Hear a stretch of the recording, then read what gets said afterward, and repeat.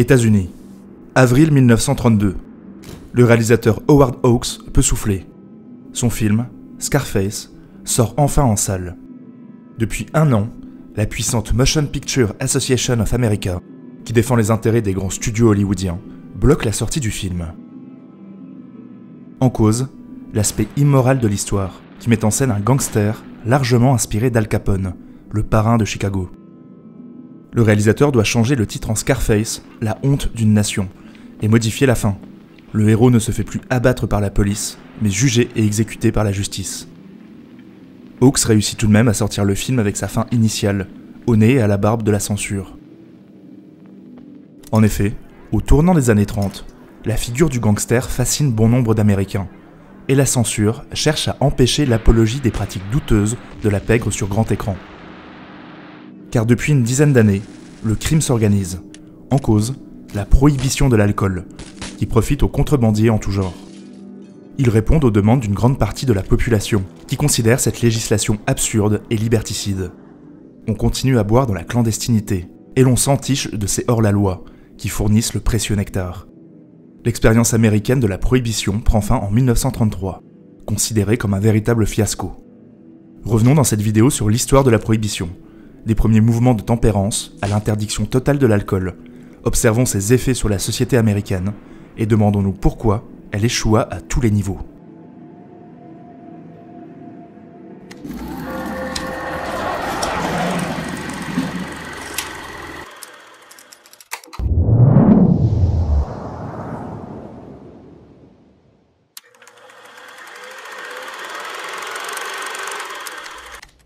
En débarquant en Amérique, les colons européens ramènent dans leur bagage un étrange produit, inconnu des Amérindiens, l'alcool.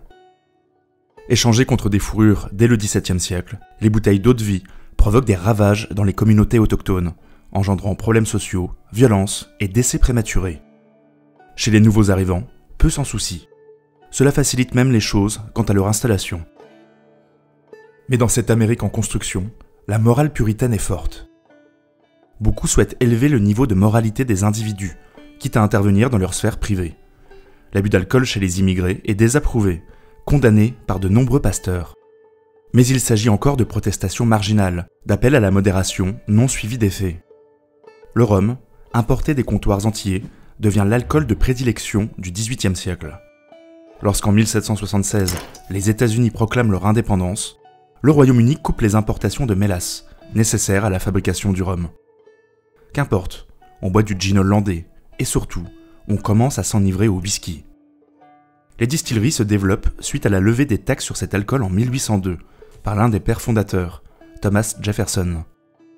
De nombreux immigrés, irlandais et surtout allemands, incités par le gouvernement à s'installer au Kentucky et au Tennessee pour cultiver le maïs, produisent un whisky constitué de 51% de ce céréal, le bourbon. C'est un whisky brûlant et agressif, mais les techniques de distillation et de conservation, dans des fûts de chêne à partir des années 1830, vont peu à peu améliorer la qualité. Avec la bière, brassée dès le XVIIe siècle, whisky et bourbon deviennent les alcools du XIXe siècle américain, associés aux cow-boys et à la conquête de l'Ouest. L'urbanisation, l'ampleur de l'immigration, l'expansion vers l'Ouest et la violence inhérente à cette société en construction créent de nouveaux problèmes. Insécurité, pauvreté, chômage et criminalité. La consommation d'alcool ne cesse d'augmenter tout au long du siècle. Les ravages que provoque la surconsommation d'alcool sont nombreux. Violence conjugale, négligence familiale, perte de travail, appauvrissement ou maladie. Au début du XIXe siècle, de nombreuses femmes se mobilisent pour dénoncer les conséquences de l'alcoolisme de leur mari. Les premières sociétés de tempérance apparaissent. Sous l'impulsion du pasteur presbytérien Lyman Beecher, la Société américaine de tempérance est établie en 1826. C'est une vision religieuse et morale qui dicte l'action de ses membres, qui font la promesse de ne pas consommer d'alcool. En 1836, ils sont 1 500 000 membres. Ces sociétés s'inscrivent dans un mouvement plus global de réformisme, afin d'améliorer le pays. Évolution des droits des femmes ou abolition de l'esclavage font partie des combats de la Société américaine de tempérance. Partout sur le territoire américain, d'autres sociétés de ce type se forment. Beaucoup souhaitent l'abstinence, mais certaines réclament des actions plus sévères des pouvoirs publics. Au tournant des années 1850, le terme de prohibition commence à émerger dans le paysage public. Le lobbying de ces mouvements est intense, soutenu par de riches investisseurs. En 1851, l'État du Maine prohibe toute vente de boissons alcoolisées. Le Vermont l'imite dans la foulée. On oppose alors les États secs, prohibant l'alcool, aux États humides, l'autorisant. La guerre de sécession relègue au second plan le débat sur la consommation d'alcool. Après la reconstruction du pays, les États-Unis entrent dans une nouvelle ère, la seconde révolution industrielle, appelée Gilded Age, l'âge doré. Portée par le développement du rail, l'industrie connaît un formidable essor. Même si les inégalités se creusent, la croissance est exceptionnelle et la main-d'œuvre abondante grâce à l'immigration. Les grandes villes de la côte Est accueillent des vagues d'immigrés qui se regroupent dans des quartiers communautaires, tandis que de nombreuses personnes noires, fuyant le Sud, s'installent dans les grandes places industrielles du centre du pays. Cette transformation de la société effraie l'Amérique rurale, qui associe l'arrivée des étrangers à la délinquance et à la criminalité. Cette réaction conservatrice est sociologiquement regroupée sous l'appellation WASP, signifiant White Anglo-Saxon Protestant. Évangélique, anti-immigration, raciste et xénophobe pour les plus radicaux, ils souhaitent purifier la société. En 1873 est créée l'Association chrétienne des femmes pour la tempérance, qui prône l'abstinence des boissons alcoolisées. Le mouvement s'étend et s'internationalise rapidement, porté par sa présidente, oratrice de talent, France Willard. L'association devient responsable d'un programme d'éducation à la tempérance dans les collèges et lycées. Mais les grands ennemis restent les saloons, les bars et les tavernes, ce monde de vice et de perdition. À cette époque, ce sont des lieux de vie importants. On peut y recevoir son courrier, manger chaud, y déposer des objets de valeur, s'offrir les services d'une prostituée ou participer à des réunions politiques. De nombreuses manifestations de femmes se tiennent devant les saloons à la fin du XIXe siècle. Certaines vont jusqu'à attaquer les débits de boissons.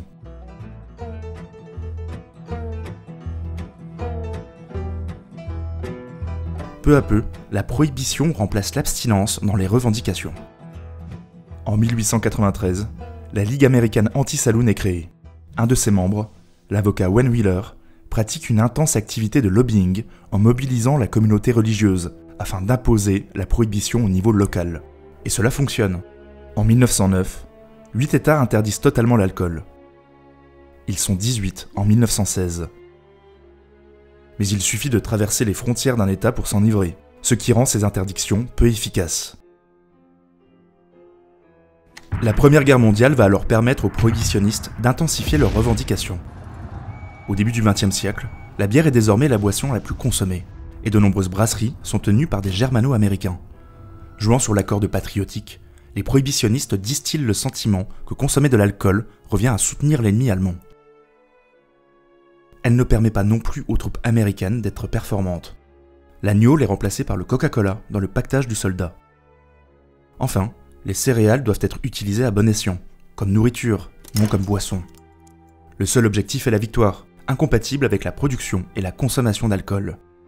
Les mouvements de tempérance trouvent de précieux alliés parmi les scientifiques, s'appuyant sur plusieurs études britanniques exposant clairement les dangers de l'alcool.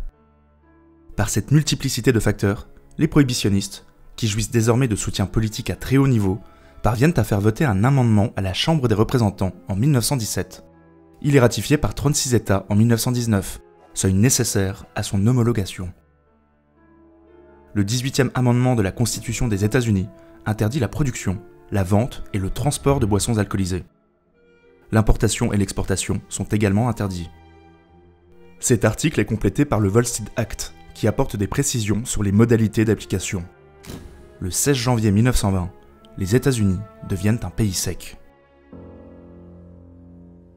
Cette nuit, une minute après minuit, naîtra une nouvelle nation. Le démon de la boisson fait son testament. C'est en ces termes que s'exprime le révérend Billy Sunday lors du passage à la prohibition devant une foule de 10 000 personnes. Durant les premiers mois de la prohibition, les autorités sont chargées de détruire les stocks d'alcool et le matériel de distillation dans tout le pays.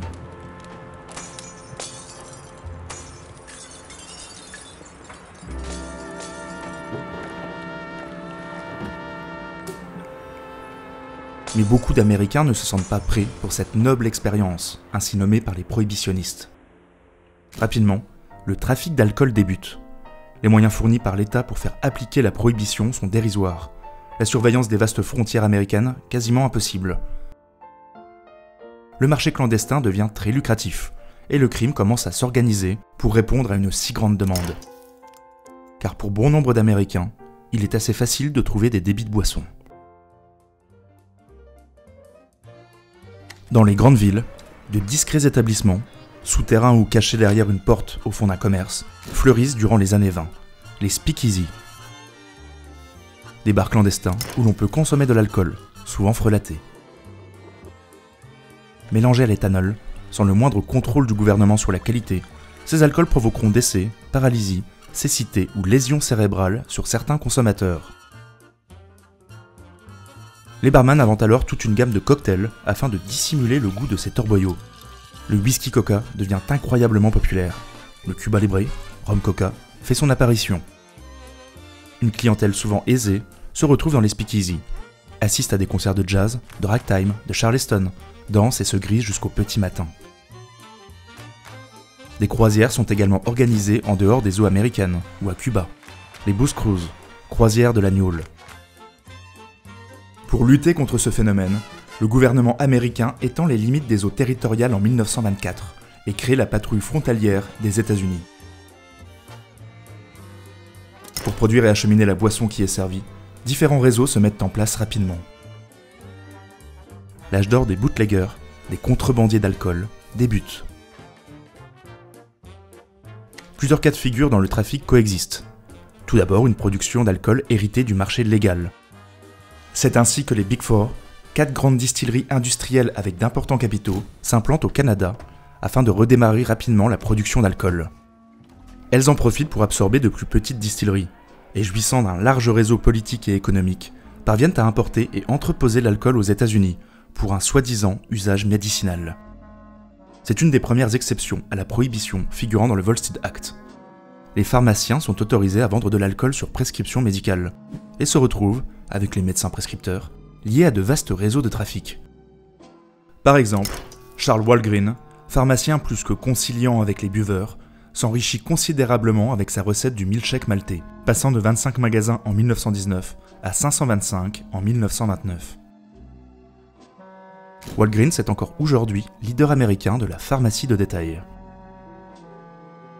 Une autre exception à la prohibition concerne l'alcool utilisé pour les offices religieux. Beaucoup de producteurs se battent pour obtenir un agrément du clergé afin de produire du vin de messe, comme le domaine Beaulieu Vineyard qui parvient à produire et distribuer du vin légalement aux États-Unis.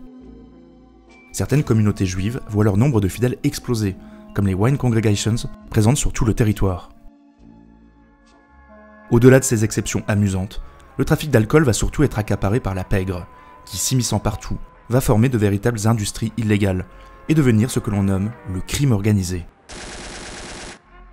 S'appuyant sur les structures déjà existantes d'autres marchés clandestins, jeux, prostitution et raquettes majoritairement, les gangsters vont jouer un rôle essentiel dans l'importation de l'alcool aux États-Unis. Géographiquement, les lieux d'entrée des cargaisons, villes frontalières et ports, deviennent les grandes places de la criminalité. Les côtes du New Jersey, avec notamment Atlantic City, ou Chicago, Détroit, Boston et New York, très proches du Canada, sont les hauts lieux de l'importation d'alcool. À partir de 1925, la livraison se déportera vers la Floride, la côte Est étant étroitement surveillée par les autorités. Le breuvage provient des pays frontaliers. Saint-Pierre-et-Miquelon connaît un âge d'or, en stockant l'alcool acheminé de France, avant que les contrebandiers la fassent passer aux États-Unis.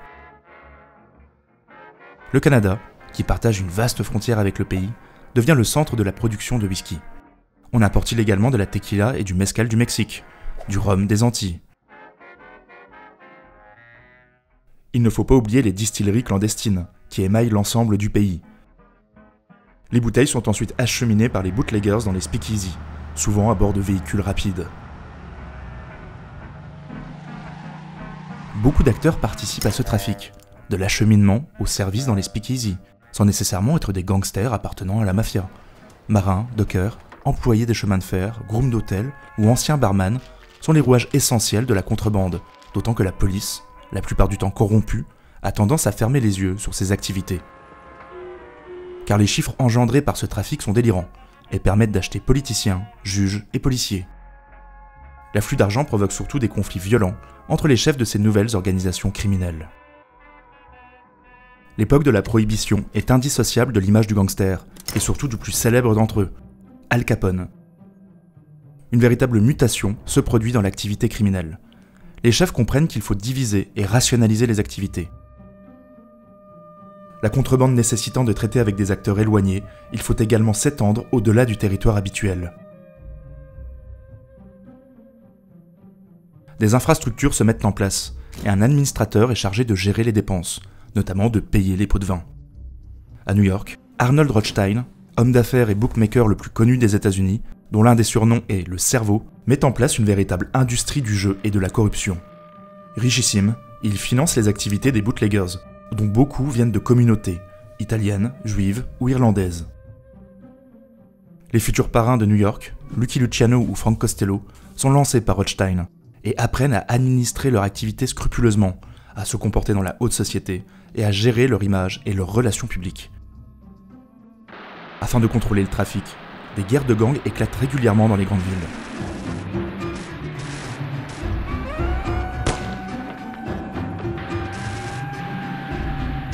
À Chicago, le boss Johnny Torrio échappe miraculeusement à une tentative d'assassinat lors d'une guerre de gangs pour le contrôle de la ville. Préférant se retirer en Italie, il laisse les clés de l'organisation à son lieutenant, Al Capone. Scarface, le balafré comme on le surnomme, bâtit alors un véritable empire. Corruption à tous les niveaux, fraude électorale, intimidation et élimination physique de ses rivaux.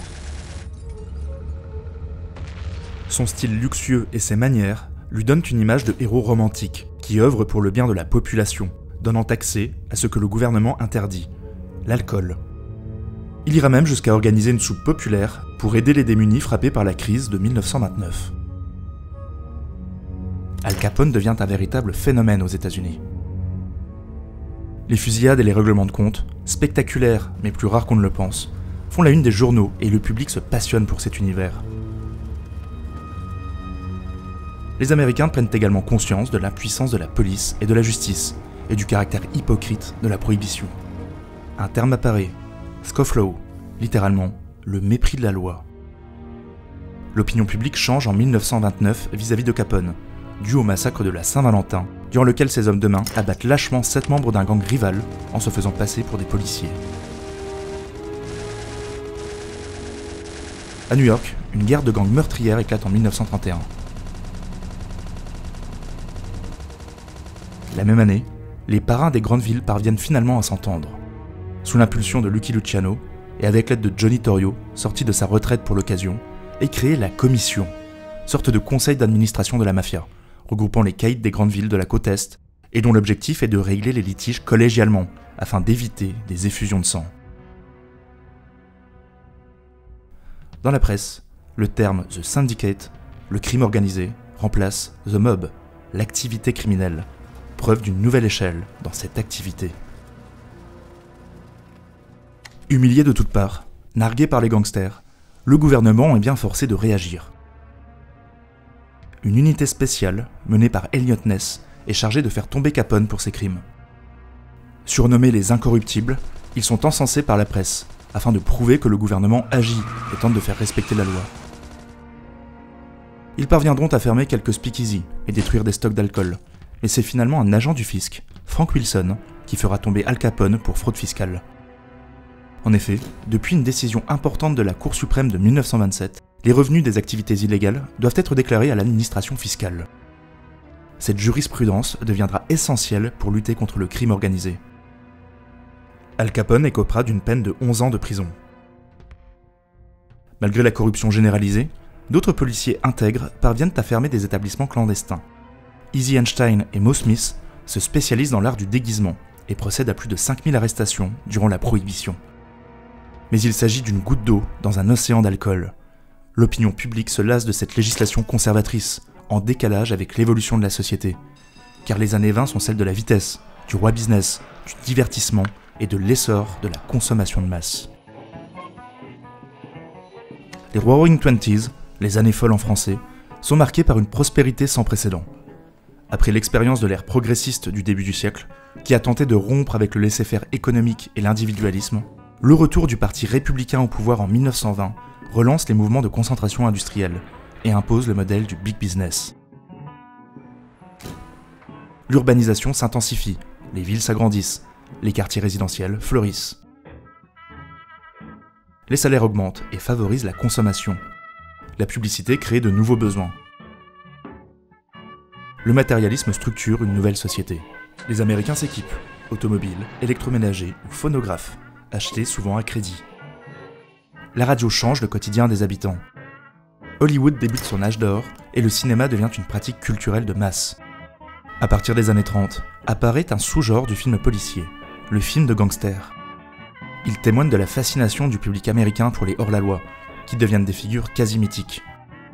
Le film Scarface d'Howard Hawks en est l'exemple le plus célèbre. Le modèle de l'époque se trouve du côté de la littérature. Gatsby le Magnifique, roman de Scott Fitzgerald, sorti en 1925, passionne.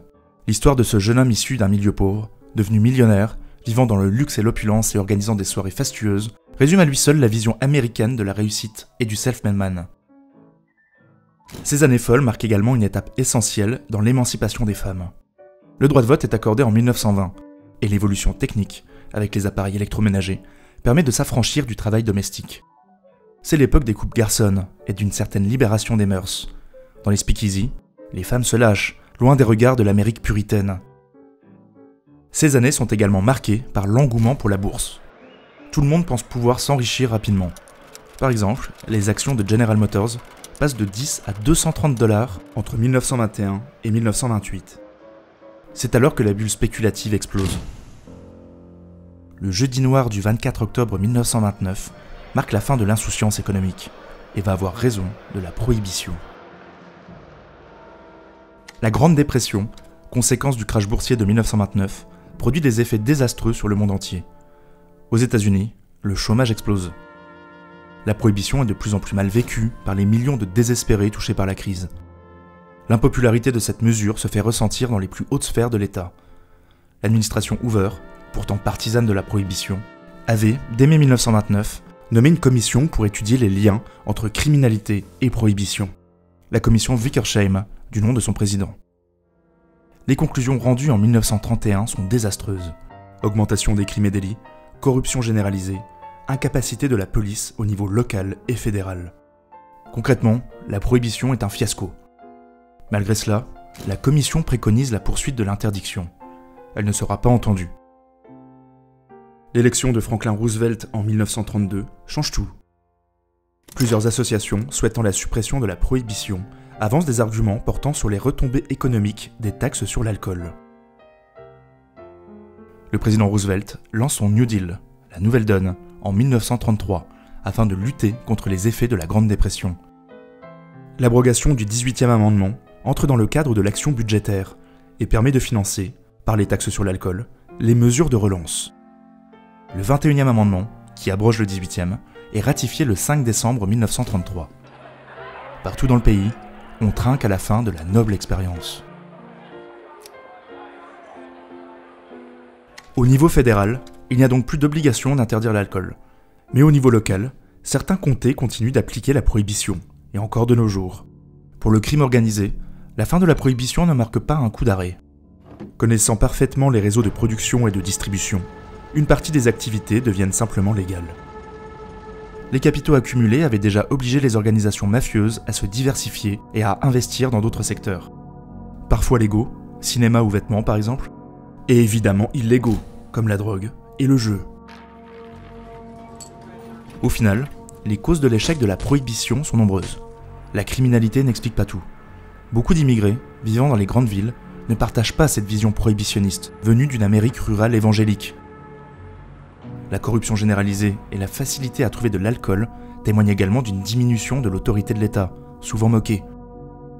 Les modes de consommation ont également changé. Durant la prohibition, on boit beaucoup plus d'alcool fort et de moins bonne qualité, ce qui pose un problème de santé publique. Paradoxalement, il y avait, dans certaines villes, plus de speakeasy à la fin de la prohibition que de bars avant sa promulgation. L'expérience de la prohibition est une véritable leçon d'histoire à méditer. Les réflexions qui découlent du choix moral entre interdiction et réglementation en matière de santé publique a sans doute eu un impact dans la volonté de légaliser le cannabis récréatif dans certains États américains à partir des années 2010. L'idée d'interdire radicalement certains comportements, en se drapant de morale et de vertu, n'a finalement jamais apporté les résultats escomptés. Comme le dit Frank Herbert, l'auteur du roman Dune, la prohibition renforce toujours ce qu'elle interdit. Voilà, j'espère que cette vidéo vous a plu. Comme d'habitude, vous pouvez acquérir cette magnifique illustration représentant un gangster de l'époque de la Prohibition en vous rendant sur la page Tipeee ou Utip de la chaîne. Elle est réalisée par l'artiste Manon Petier du studio DTDA. Évidemment, un grand merci à tous les contributeurs qui permettent à la chaîne d'exister. Si vous avez aimé, n'hésitez pas à partager et à mettre un pouce vers le haut. Un grand merci pour votre soutien et à bientôt pour un nouvel épisode.